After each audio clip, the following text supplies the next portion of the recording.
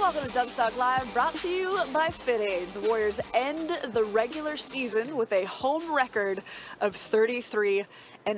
Monte, Poole, Kerith, Burke here, and when I was coming into this game, Monte, on the way, I could hear Steph Curry talking after that loss in Denver, saying, we have to win out. And listen, when OKC puts up 79 points at halftime, when the Warriors are trailing by 10, that's when people start shaking their heads. But the Warriors transformed it again in the second half. Yeah, it is a formula that has worked for them this season. Only in one place. Yes, only in one place. 13 times this season they've had a comeback of more than 10 points in the second half. And every single time it's been at Chase Center. Yeah. None on the road. And so we all know that at home they're tremendous. On the road, they've been awful. Yeah. So, but tonight, you would, if ever there were conditions were right for them to come out in a ball of fire, you knew early on in the first half that the Pelicans had lost. Yeah. Okay, so now you can gain a game on them. You stay ahead of them. You knew in the fourth quarter that the Lakers had won. So it's like, okay, now you got to win. Yes. You got to win. Yes. And so they managed to pull it off. But again, it's great that they can do it at home. But unfortunately, they don't play any more home games unless they play them in the postseason or in the play-in tournament.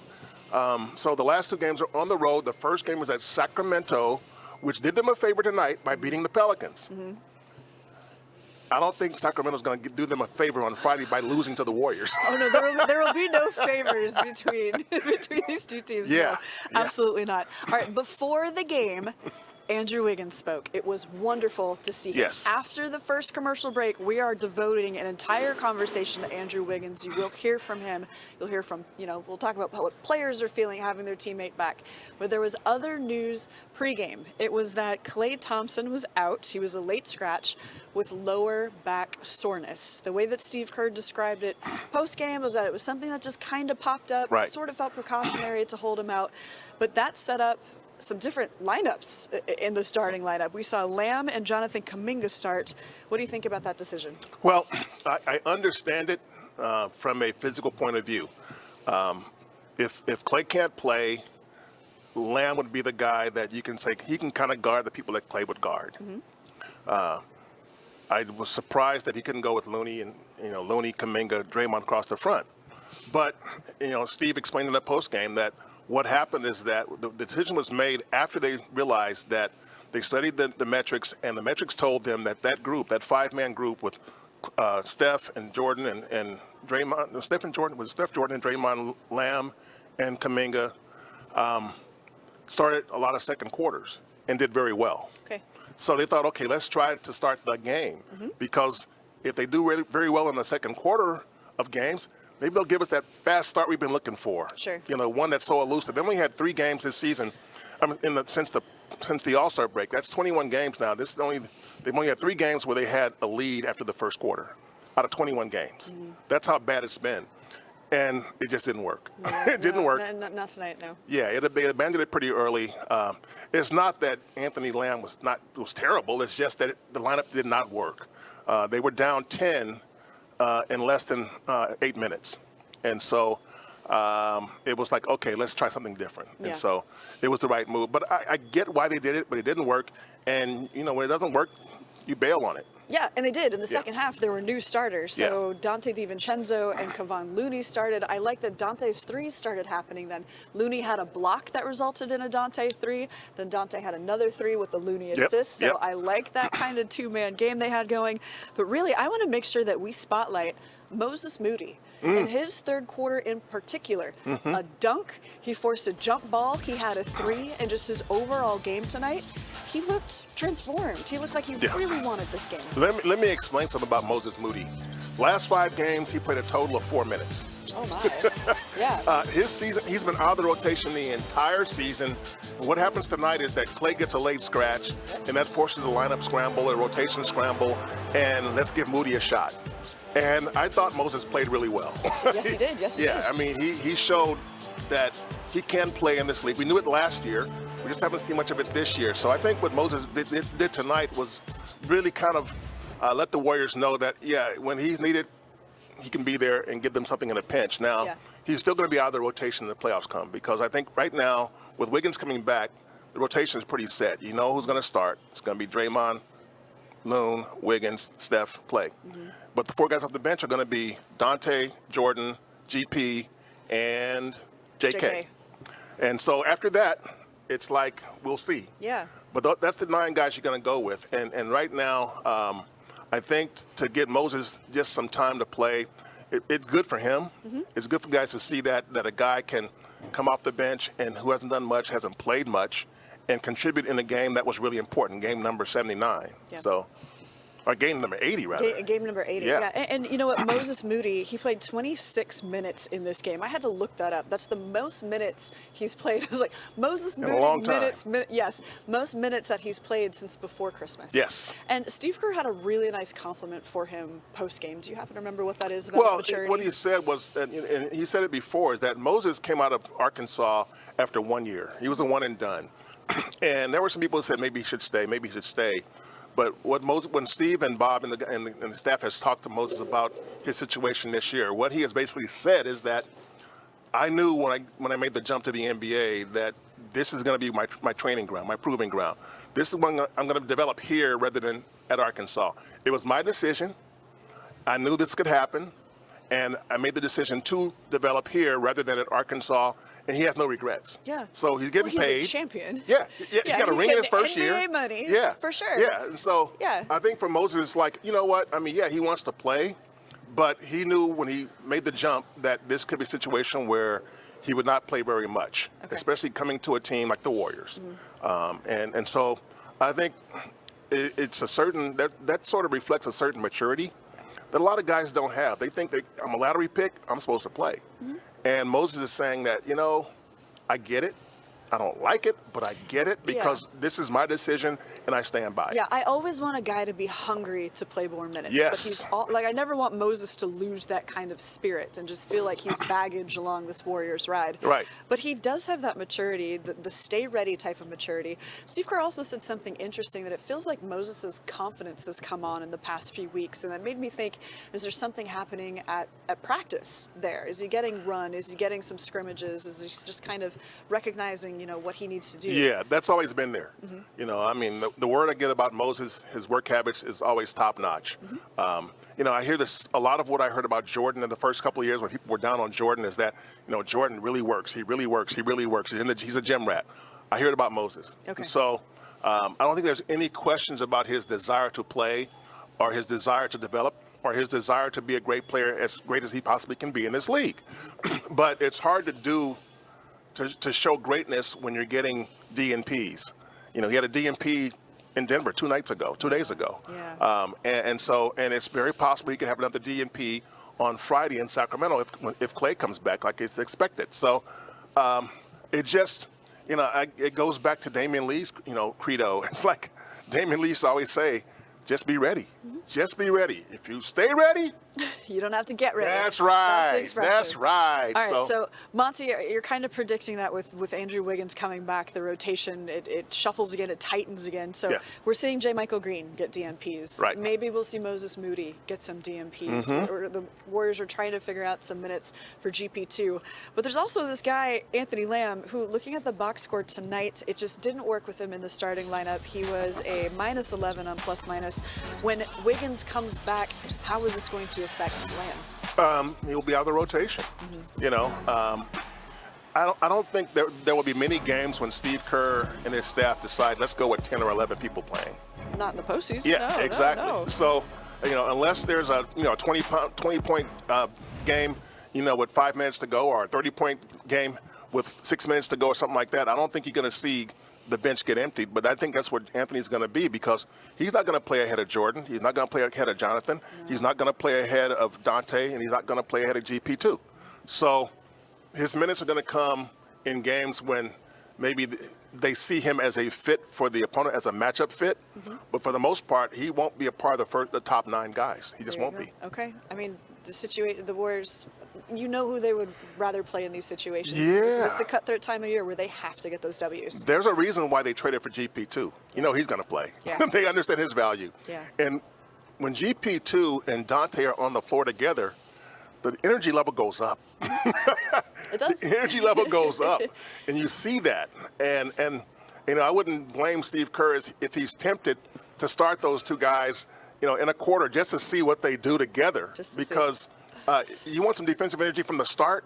Let's see what they do. Give them a shot. And I wouldn't be surprised if it happened at some point. Yeah. All right. So energy was back in another way. Andrew Wiggins back on the bench. He's rejoined the team. Jordan Poole mentioned his smile, the fact that he's a bright light. Let's have a long conversation about Andrew Wiggins. And you'll hear from him after the break when Dubs Talk returns. Dubs Talk Live is presented by FitAid Clean Energy and Sports Recovery, the energy drink for athletes. FitAid Energy is naturally sweetened with only 15 calories, no sucralose, no aspartame, and no compromises.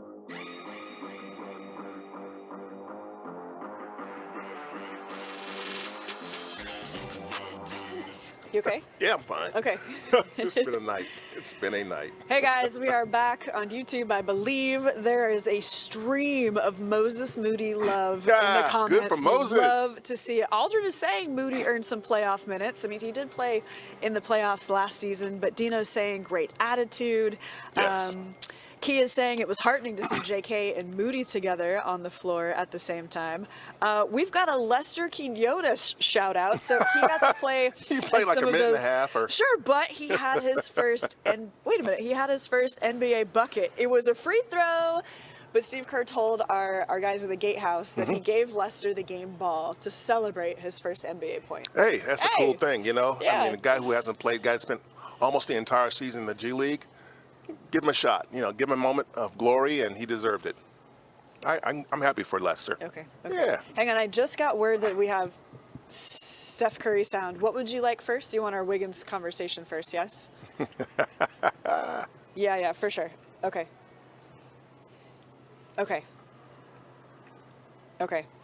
Fans on YouTube, if you didn't see it, the Chase Center crowd gave a wonderful welcome to Andrew Wiggins when he was on the Jumbotron. We will show you that video and then hear from Wiggins, so you get a little tease about what's coming up.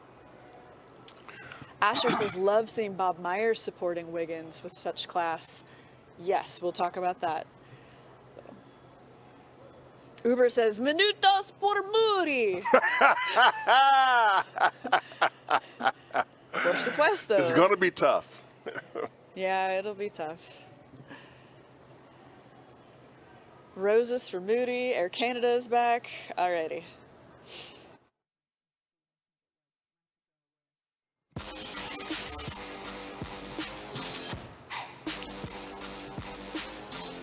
Hey everybody, welcome back to Dubs Talk Live. It's brought to you by FitAid. Back in the building, back with the team was Andrew Wiggins. And we have to show you this video of Andrew up on the Chase Center Jumbotron.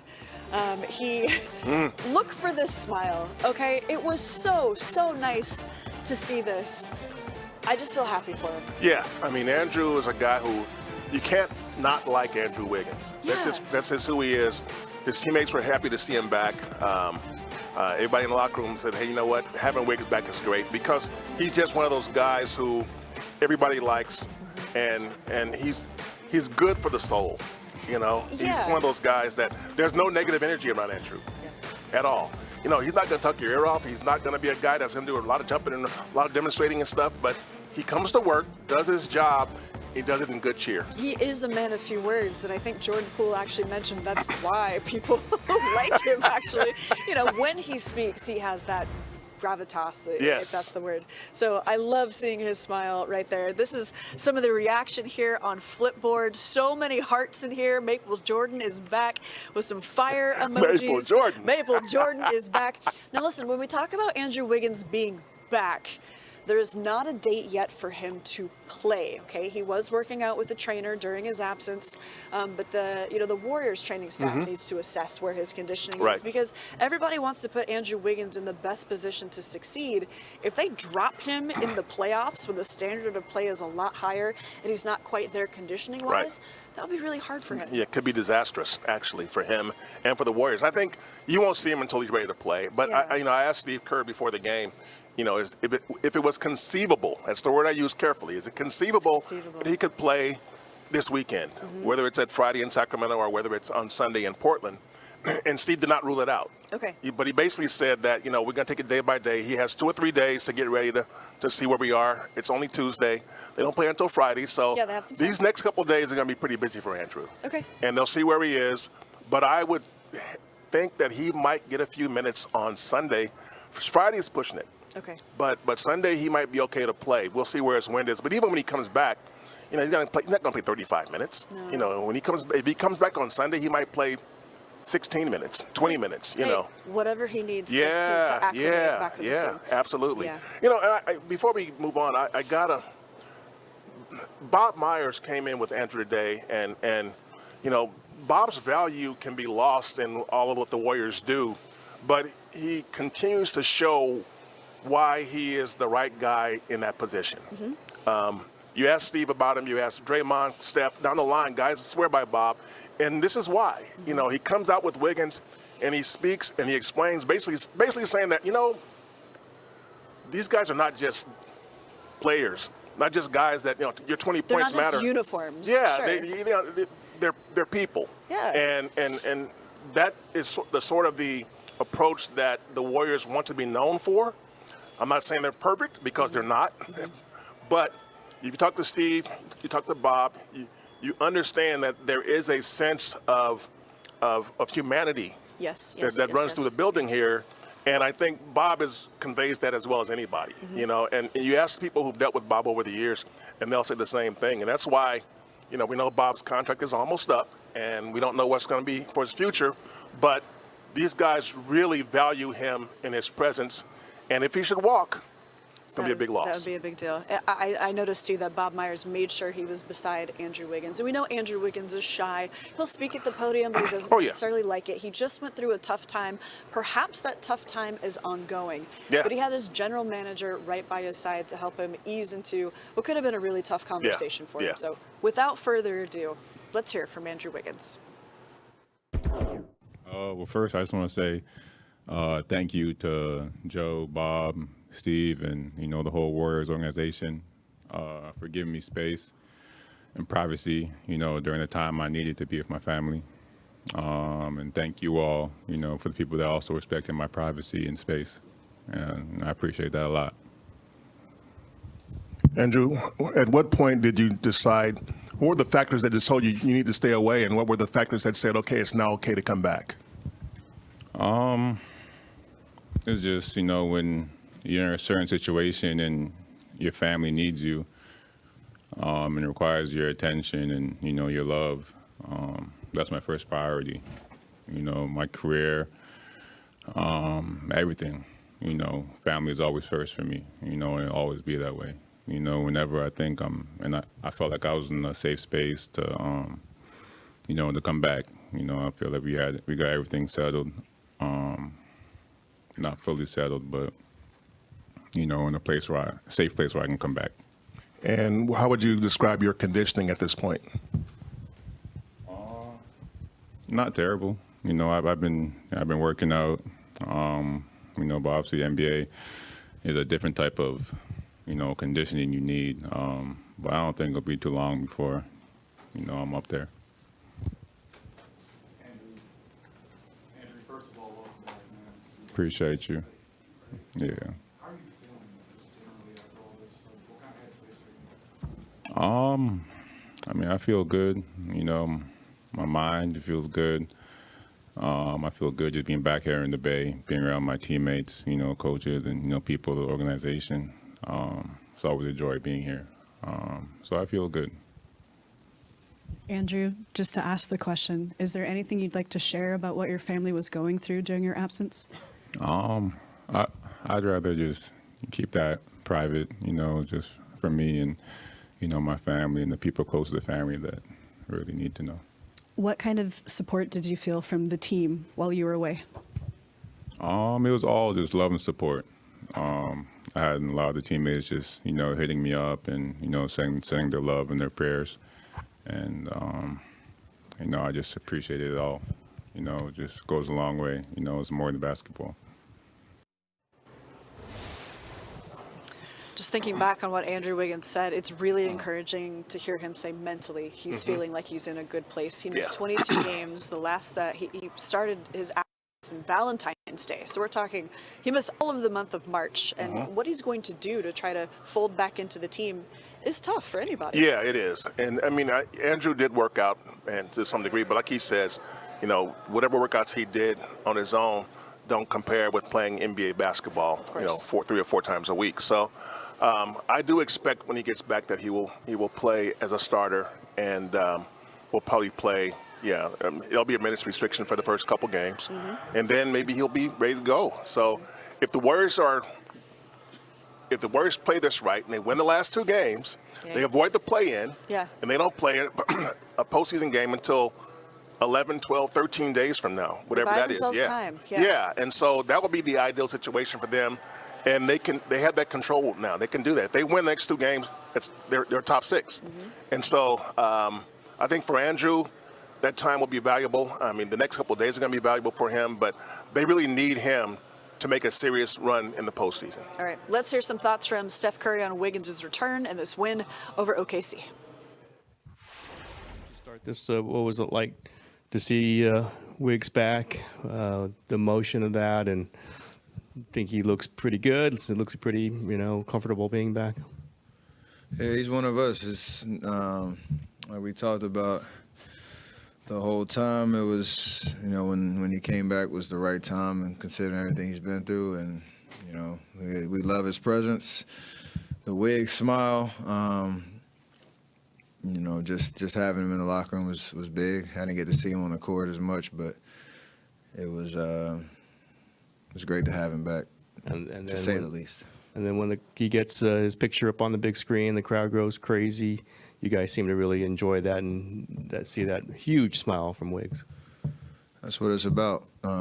Understanding how much he's been embraced by our fan base, by the organization, and you know, that's the love you show your own. And I know there's been a lot of unnecessary conversation around him and the whole situation, and you don't want to really react to everything that goes on. As they say on the internet, but it's just a matter of, you know, embracing him and giving him the space to come back and enjoy basketball again and enjoy being around us. Steph,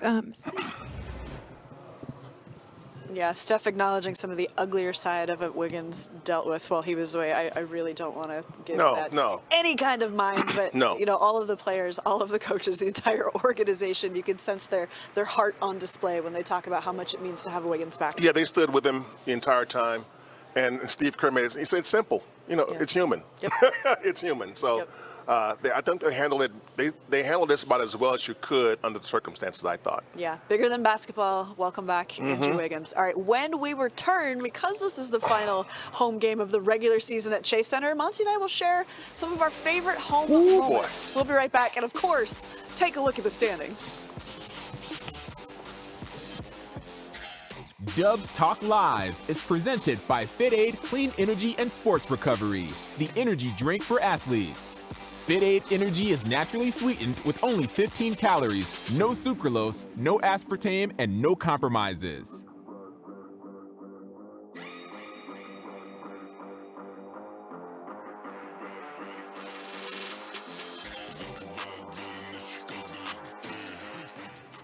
The Lakers moved ahead of the Warriors. Moved ahead of the Lakers. Okay. The Warriors are 42 and 38. I keep hitting refresh on this because they all have the same record. Yeah, but they're ahead of the Clippers now because the Clippers didn't play tonight. Okay. This still hasn't refreshed then. I will just look at the standings that you put up on the screen. The reason why they're ahead of the Clippers is that okay. they tied in the regular season, so they don't have a head-to-head. They don't have a head-to-head advantage. But the Warriors have a better, believe it or not, a better conference record than the Clippers do. Okay, and you just wrote about this, didn't you? You just wrote about this, didn't you? Most of it. Yeah. Okay, all right. Well, we'll get to our favorite moments very quickly, and then we'll take a look at those standings. Is that okay with you? Okay. So. Okay. Yeah. Okay. Okay. Thank you. Right now it's Warriors, Lakers, Warriors, Clippers, Lakers. Warriors 5, Clippers 6, Lakers 7. Okay. But if the Warriors had lost, LM is asking, is there an Iguodala update coming? that's a fair question. Actually, yeah, that's a good Right? question. It should have. I mean, nobody's asked, but No. I thought about it earlier today and then didn't think about it tonight. Yeah. Thank you for the props. And all the Wiggins conversation, and yes, it's like yes. poor and Andre then, got and left then the Klay out. news came out of Yeah, nowhere. yeah. All right, But so it's a fair I question. think they'll have a practice before the Kings game, and we can bring up Iguodala there. Thank you for prompting us with that one.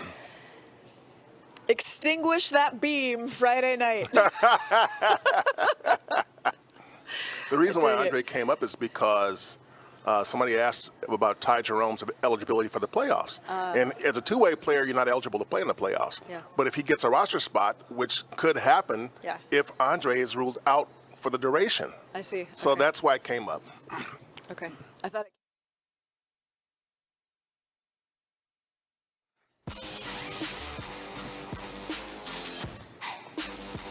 We're back on Dub Talk, and we got to talk quickly. 33-8 at Chase Center. Monte, your favorite home moment so far this season? It goes back to opening night. Ooh. And I say that because the Warriors didn't know they could do it.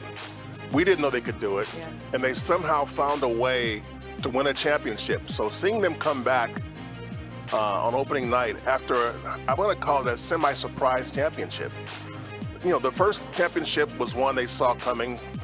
The second and third championships were one they were expected to win. Mm-hmm. And then this one was kind of like, whoa, the Warriors are not dead yet. Yeah. And so seeing them get those rings that night and celebrate that night, I just don't know if we'll see it again. I really don't know if we'll see it again. And the way this season has gone, nothing has changed my mind. So that night is indelible to me. You have to remember how difficult it is to win a championship. We've seen so much success with this team, a dynasty, 4 championships in 8 seasons. What you got for us? Can't take it for granted. Okay, so mine actually goes back to November 7th. It was when Steph Curry, against the Kings, their next opponent, by the way, had 47 points. He was 17 of 24 with 7 threes. But I mentioned this is like one Steph game and a collection of them that I could have chosen for. Because remember how he started the season? He was the leading scorer for the league.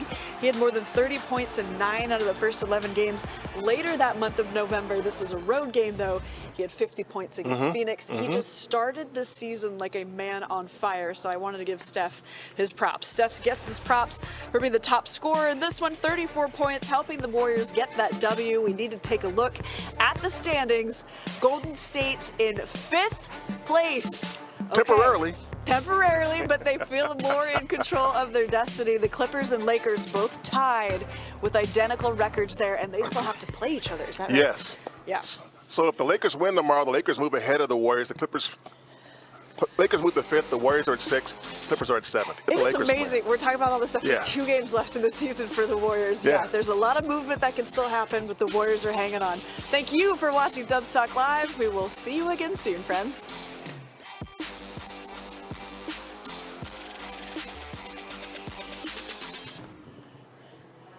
Dina was telling me, believe Monte. It's like, I believe Monte, but I kept refreshing Google just to make sure.